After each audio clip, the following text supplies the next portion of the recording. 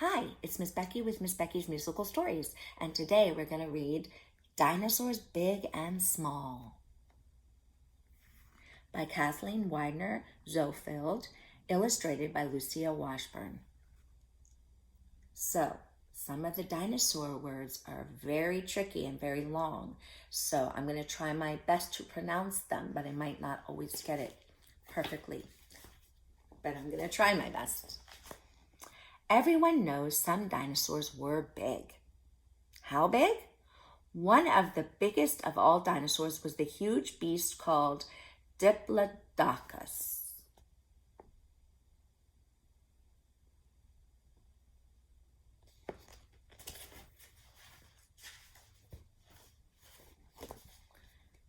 You are probably about 4 feet tall, more or less.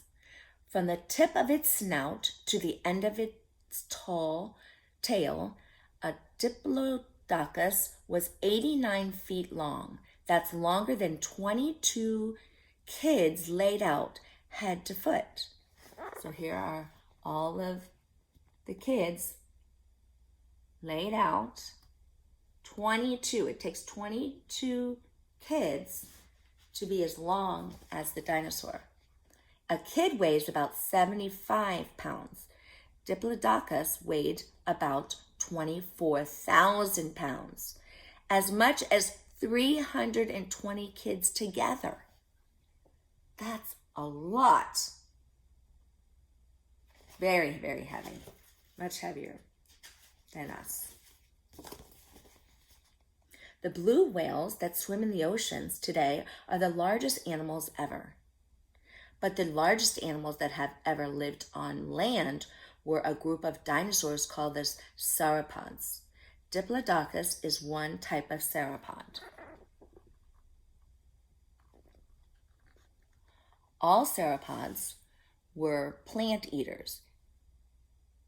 They had small heads, long necks, and tails, and 4 strong legs.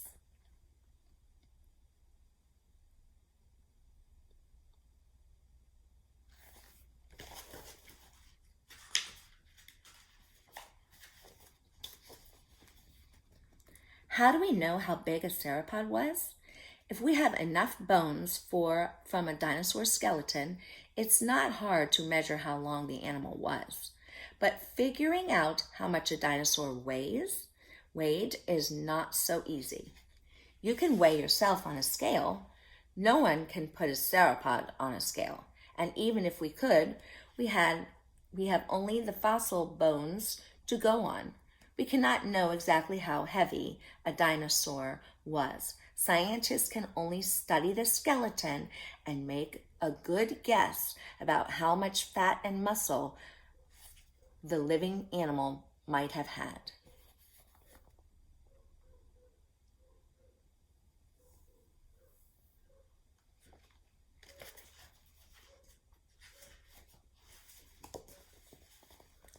One of the longest sauropods ever found in the gigantic Sesamosaurus.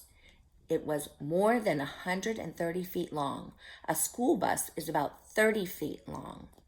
Sesamosaurus was longer than 4 school buses parked end to end. Brachiosaurus was a sauropod with thick, sturdy bones. It was one of the heaviest dinosaurs. Brachiosaurus's front legs were longer than its hind legs. It held its neck and head high. It could nibble on leaves at the tops of the tallest trees.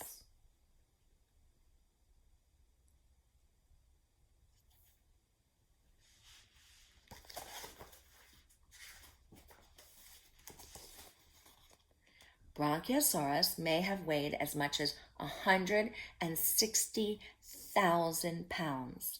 A grown-up elephant weighs about 10,000 pounds.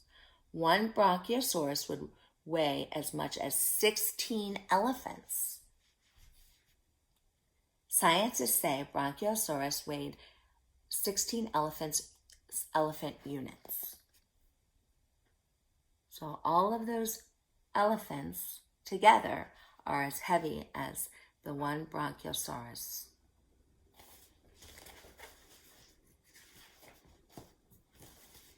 Look at this. We have to turn this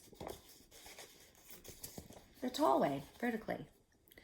Argentinosaurus weighed even more than the hefty Bronchiosaurus.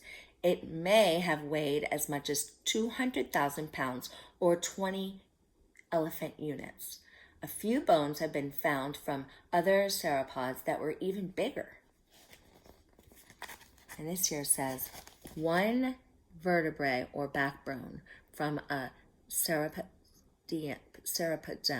is 5 feet tall. So the one little bone is in the vertebrae is taller than you and me, almost. The biggest meat-eating dinosaurs, such as Giganotosaurus, hunted sauropods for supper.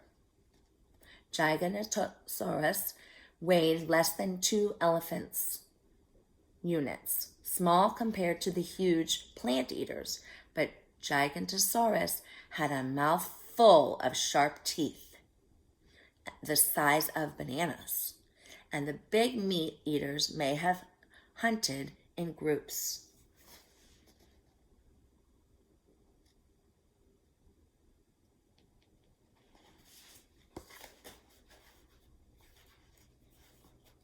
Oh, and you can see right here, I missed this. This is the actual size of the tooth. Very long, very sharp. Not all dinosaurs were gigantic, though. Some, like Iguanodon, were medium-sized. Iguanodon weighed about as much as 133 kids, or almost 1 elephant. Iguanodon gathered in herds and grazed on ferns, much the same as today's elephant herds graze on bushes and grass. So they are plant eaters, herbivores.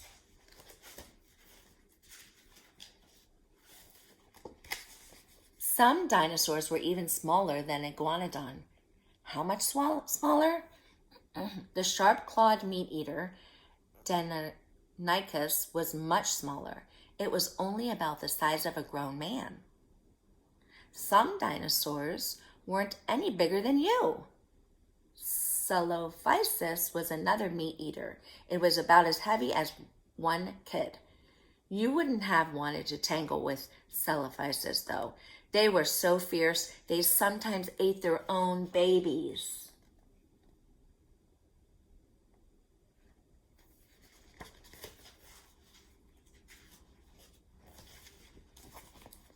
The feathered dinosaur, Caudipteryx, was turkey-sized. Compsognathus was even smaller. You could have carried it in your arms like a cat. Compsognathus ran fast as on its bird-like legs. It caught and ate insects and small lizards with its sharp claws and teeth. Most scientists say that small meat-eating dinosaurs like Caudipteryx and Compsognathus may have been the ancestors of today's birds.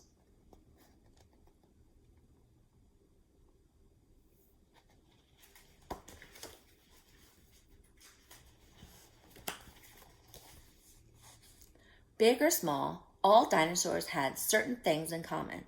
They all lived between 230 and 65 million years ago, and they all lived on land. So here they are on land, not in the water. All dinosaurs walked tall with their legs directly beneath them. They did not sprawl or on bent legs like lizards or crocodiles do, and they all laid eggs like today's birds and reptiles. So here, the long and the big ones are the dinosaur eggs, and this is the smaller dinosaur's egg, Sauropods, and all the way the tiniest one is a chicken egg. So you can see the dinosaur eggs are much bigger.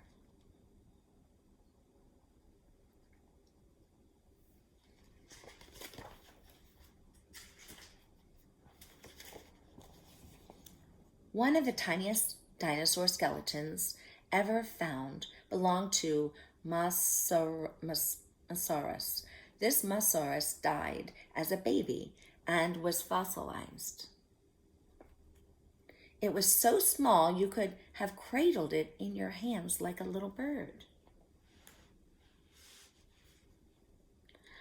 All baby dinosaurs were small, like all babies that hatch from eggs.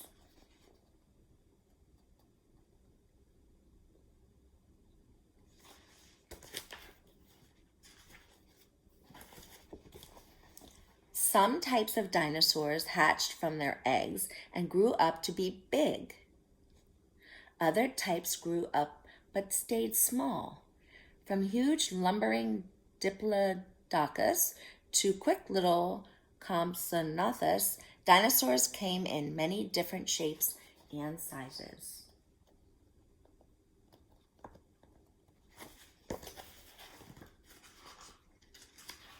And I hope you enjoyed the book and learning about dinosaurs.